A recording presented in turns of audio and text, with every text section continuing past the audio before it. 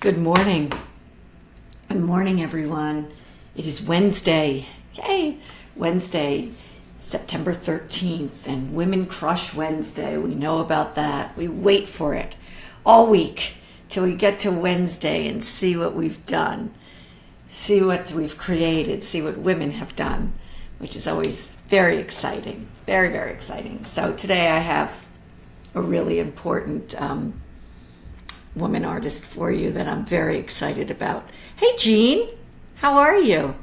Good to see you here. Let's see who else we have. I'm going to wait till a few people come on the thread. That's a nice smiling face there, Jean. Hey, Stephanie and Kathleen. Good to see you guys. I know, really, Stephanie and Kathleen, I think you're going to love this show today. Hey, Don, nice to see you. Jamie, good to see you. Yes, good morning. Beautiful day in New York City. Hope it is also where you are. Hi, Francie. And so, anybody have an idea of whose art it is in the Smart Start logo today? Anybody can guess? It's like a guess who and a Woman Crush Wednesday. Who do we have in the Smart Start logo? Thank you, Jean Faba and Volvox Media, for doing a new logo for us. Any ideas? Hey, Chris. How are you? Good to see you. Good to see everybody. Yay, I'm just so glad you're here. Always glad you're here. This week is the craziest week for me. It's just one of these weeks where everything has converged and there's not a minute of the day that I have to kind of just take a breath. And honestly, after I do Cheddar at 1:50 on Friday, that's going to be my breath, and I'm looking forward to that. So, yes, Don, it is Kara Walker. That's exactly right. Good for you, Don. Yes, thank you, Volvox Media, for doing this for us. And our Women Who Crushes Wednesday is the amazing Kara Walker. And I chose Kara for today because I am incredibly excited and very, very honored to be covering Kara for Cheddar on Friday. I proposed this, and so I'm always very excited when I propose everything that I do. So, I'm later in the day. I'm going over to Sakima Jenkins Gallery where her new exhibit is, and it is just. I don't know if you've seen the reviews or it just. When they sent out the press release a few weeks ago, I did mention it on Smart Start. I thought that this is the show of the season. This could be the show for many seasons. So I'm not going to cover her new work today. I'm going to wait to do that on Cheddar on Friday and kind of acclimate myself in the gallery this afternoon and put that show together. But today we have Kara Walker. Hello, Stephanie. Very nice to see you. Stephanie, congratulations on your new exhibit. You have a very, very good group show coming up. Stephanie Brody Liederman, phenomenal artist. Very excited about that for you. So, Kara Walker. What can we say about Kara Walker? Really, look at the title. My compliment, my enemy, my oppressor, my love. This is from the Whitney Museum. I want to read you something, just a little overview about her. And I'm sure you already all know it. But for those that are joining that aren't artists on the feed. Hi, Eunice. How are you in Florida? Good to see you here. Are you back home yet? Good morning, Raymond. How are you? Kara Walker is an African-American artist who uses storytelling in her art in order to explore the illusion of past events pertaining to a certain time period. More specifically, Walker's work generally revolves around the stereotypes associated with African Americans as well as Caucasian people during the antebellum South. Walker focuses on the idea of representation, how someone typically represents a black person and how someone typically represents a white person. Her work also expresses the concept of power. In many of her installations, Walker creates scenes about African American slaves stealing power and overcoming the oppression of their white masters. Kind of like a fantasy, right? If it could have happened like this. Walker creates black silhouettes of characters and scenes in which she places on white walls. She uses overhead projectors so that her artwork is able to become interactive with the audience. The overhead projectors allow the audience to be a part of the silhouette scene in order to blur the lines between fiction and reality.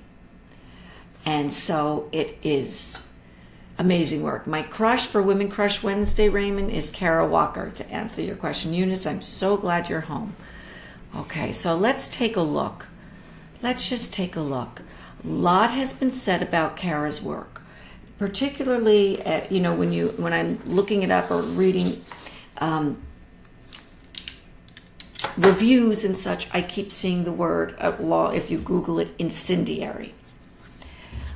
I'm not sure this is incendiary. I'm feeling like this is the truth, her truth, a whole nation's truth. And so I'm not sure that it's incendiary, but I find it interesting that, those are the terms used. This is phenomenal work. And I wonder too what it takes, to continue, hey Vincent, to continually, for the artist to visit this work, to produce this work, the connection that, she must feel. I had the pleasure of meeting her and spending some time with her. I'll show you a picture. Love this piece. This is earlier, and here we see the opposite. We see the white silhouettes on the wall, and I think is very interesting. I want to read you something from the Whitney Museum, from their scholarship and information about her. Well, first of all, I want to tell you a few of the titles of her shows. We have Darkytown Rebellion. We have After the Deluge.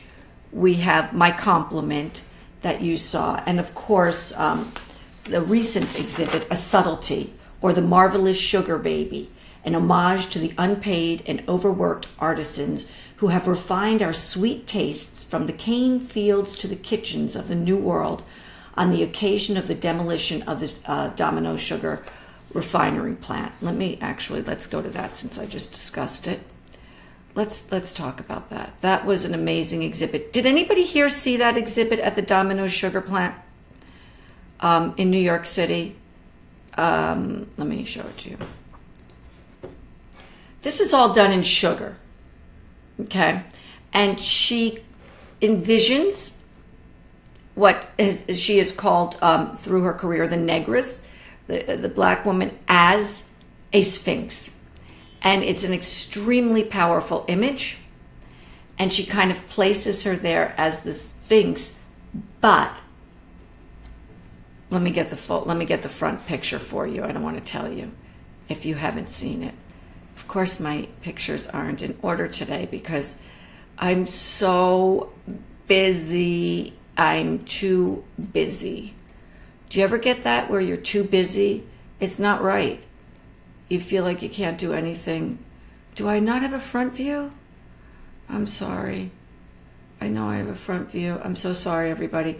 Okay, the front view is of the image of the face. You could see it a little bit. I have to find a front view for you. It's kind of like, hi, Linda. Hi, Marielle is with us today. Hi, Marielle. It's so good to see you today. Thank you, Linda, so much. So the front view of this, and I will post it after, and my apologies, is of the Aunt Jemima face, which is really, really powerful. So when you go to the sugar, for those of you who did not get to see this exhibit, let me get these. And here's Kara working. I want to read to you a little bit from the Times about the exhibit. I really apologize for not having these in correct order. Okay, so let me read to you a little bit from the Times. Blake Gopnik wrote, "The smell hits you first, sweet, but with an acrid edge, like 1,000 burned marshmallows. It's so true. The first thing you smell, the first thing that your senses is the smell. It's so true. Then you're struck by the space, 5 stories high and more than a football field long. The storage shed of the Domino Sugar Factory on the East River in Williamsburg section of Brooklyn was built in 1927 to hold mountains of raw sugar due for whitening.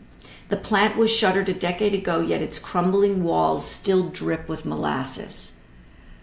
But head further in, and that mess gives way to the pristine, rising from the rafters and stretching 75 feet from paws to rump.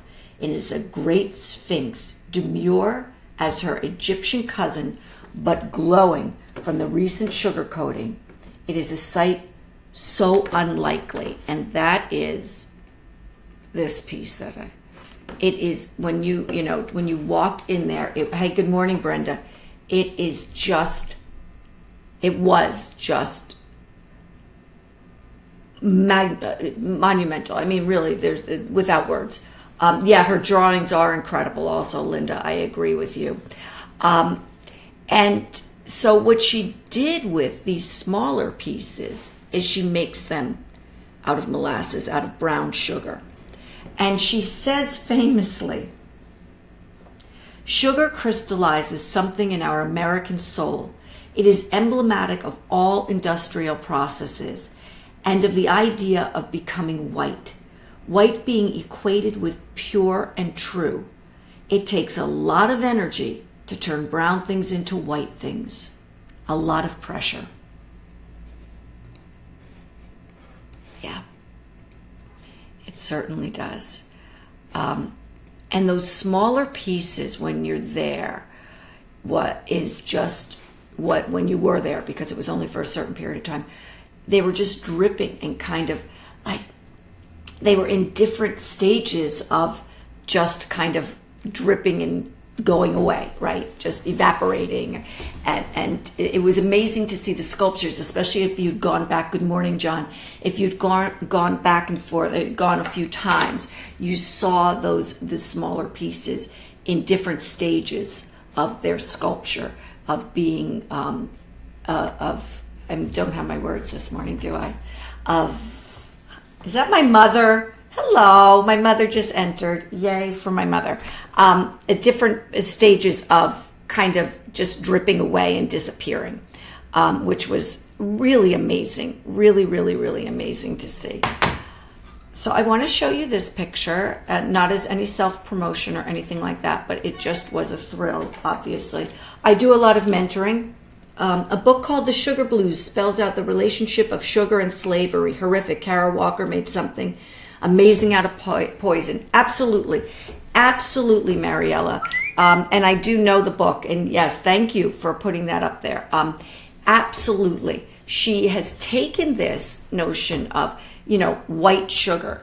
Sugar is not white. Sugar is like unrefined, right? It's brown sugar. And yet we make it white. It was made white to appeal to our sensibility, which is really amazing. So anyway, if you look, there's Kara with my students that I mentor. I'm on the left. I don't even know what I look like in that picture, but who cares? So, but behind Kara, let me see if I have a better close-up. If you look at the walls behind her, I'm going to go to this picture. She and I were talking.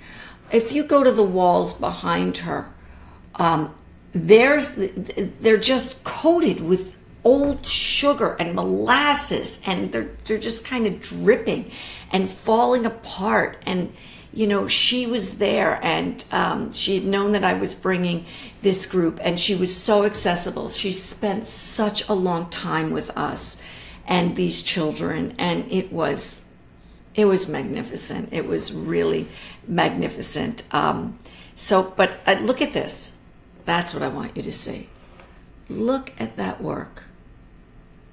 Look at that image. And so he was kind of dripping, or she was dripping the whole time. Is Jacob on? Oh, Jacob's not on, Mom, but thanks for saying hi to him. Mom, I can't find your music right now. Sorry. Okay, so let's go back a little bit. As Kara crushes Wednesday and every day. Look at these images. Just amazing. And I've been a little concerned about doing this Smart Start, because I'm concerned about being, I'm concerned about the level of edit, or what's the word? This is how tired I am, everybody. What is her process in sculpting sugar and molasses? You know what, Kathleen? I'm going to find that out for you. There's a lot of information written about that particular show, so I will find that out for you.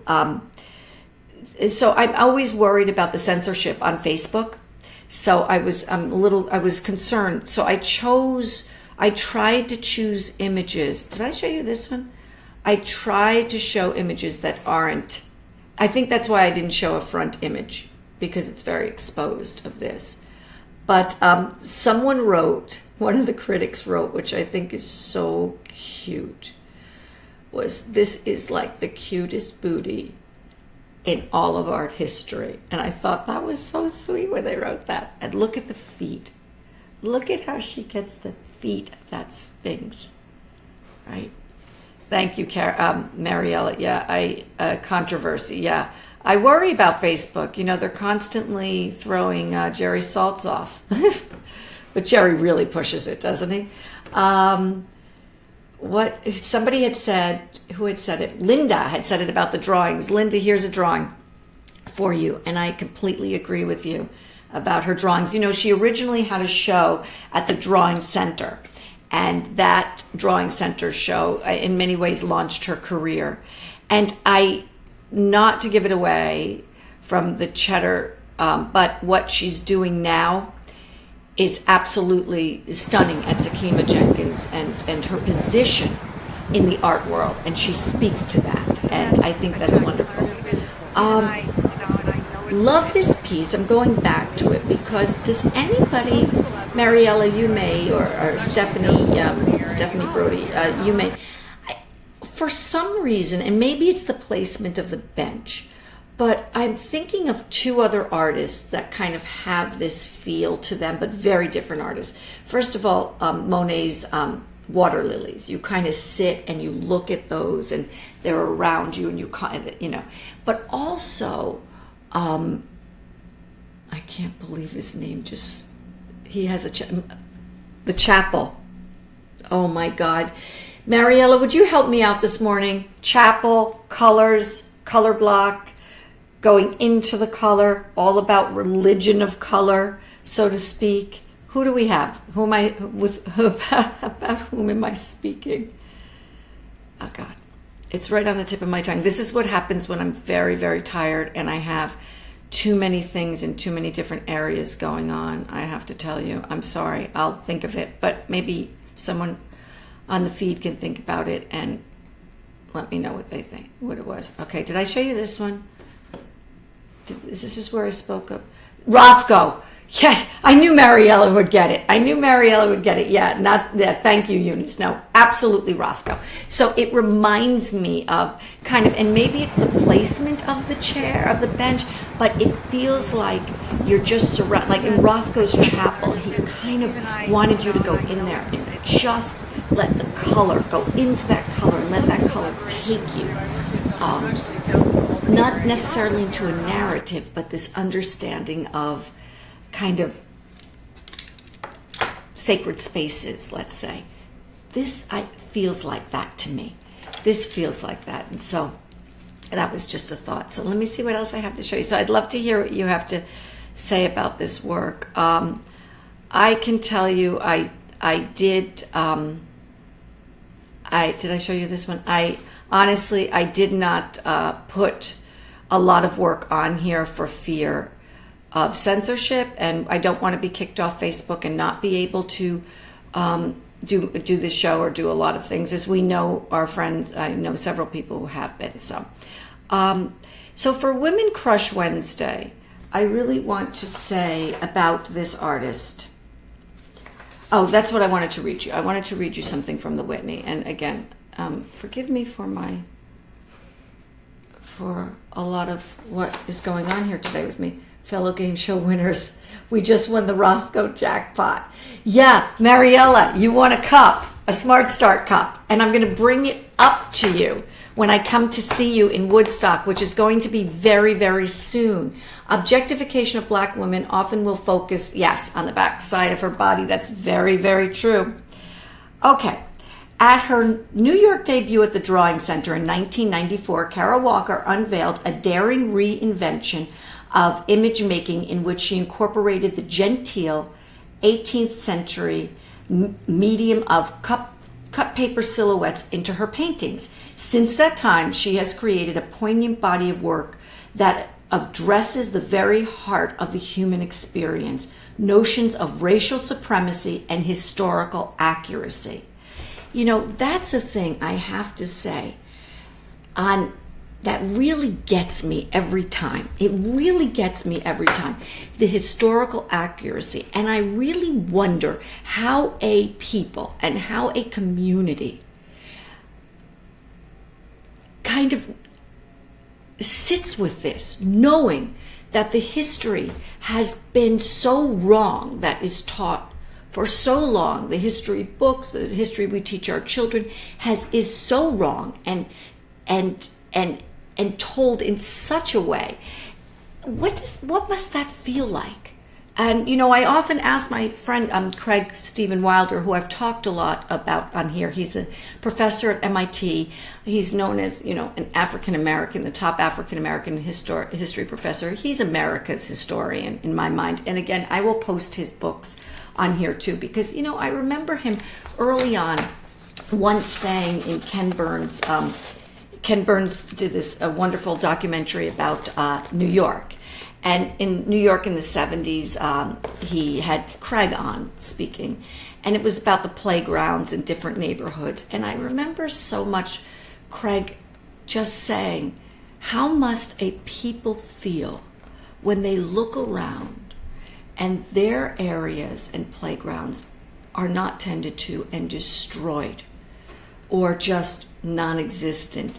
And then you look in other neighborhoods and you have these magical, wonderful playgrounds. And that struck me so much. And when I see Kara's work and when I think about the history of race in America and I think about Black America and African American history, I'm always struck by what it must feel deep in the soul and a heart of people to know that their history is being so misrepresented. So I think that, you know, her work becomes so important, that history is not ancient. It's current events too. That is so right. And no, we cannot erase history, but history, as Craig has said so eloquently, and I shouldn't even be quoting Craig, but he, in the sense that I can't quote him correctly, it's the history from the hunter. And Kara is giving us history from the hunter too, but also the hunted. And that's a very important, my God, what's happened to my words this morning, everybody? That's a very important point that he makes. And, you know, from what point of view are we getting this history? So what I want to say, thank you for the hearts. So this exhibition presents a comprehensive grouping. This was the exhibition at the Whitney, and which the image above that also showed at the Whitney. This exhibition presents a comprehensive grouping of the artist's work to date, featuring more than 200 paintings. And it goes on, drawing her inspiration from sources as varied as the antebellum South, testimonial slave narratives, historical novels, and minstrel shows. Walker has invented a repertoire of powerful narratives in which she conflates fact and fiction to uncover the living roots of racial and gender bias. The intricacies of her imagination and her diligent command of art history have caused her silhouettes to cast shadows on conventional thinking about race representation in the context of discrimination, exclusion, sexual desire, and love. Quote, "It is interesting that as soon as you start telling the story of racism, you start reliving the story," Walker says. "You keep creating a monster that swallows you, but as long as there's a Darfur, as long as there are people saying, hey, you don't belong here, to others, it only seems realistic to continue investigating the terrains of racism." I'm sorry, I have to pat myself on the back a little bit because I'm just reading this to you for the first time. I didn't read it before. I kind of touched these points, but I cannot speak it at all as eloquently. Like, I stammer, I say, I can't find my words, but I know it, which is kind of funny, right? It's our little joke. So anyway, hey Rose, how are you? I just find it absolutely amazing what she's done, what she continues to do, what she has taught us, I love the incendiariness, if that's a word. Marielle will tell me, but it's not incendiary. It's the truth, and it's her truth, and it's so many people's truth, and it's in our face, and it should be. So for this Women Crush Wednesday, it is Kara Walker. It is most definitely Kara Walker, and I thank the fabulous Jean Faber at Volvox Media for creating Kara's own Smart Start logo, which I will show to her. And I'm hoping to see her this afternoon. I don't know if I will, but I will be on Cheddar on Friday to tell you all about her new work. So I hope you all have a wonderful Wednesday. I swear to you, this is the only moment I'm going to have all day until very late this evening. But I will be back for tomorrow, for Thursday, and I look forward to seeing you all again there. Mariella, thrilled to have you here. All the artists on the feed always, hey Stan, our hillbilly's here. Hey, Stan, nice of you to join us. Thank you so much, Stephanie. Thank you all. And Mariella, get my guest room ready because I will be coming to Woodstock very soon. Hey. Okay. Thank you, Chris. Thank you all very much. Have a great day. And remember, we are speaking truth to power always, always, always. Bye, everyone.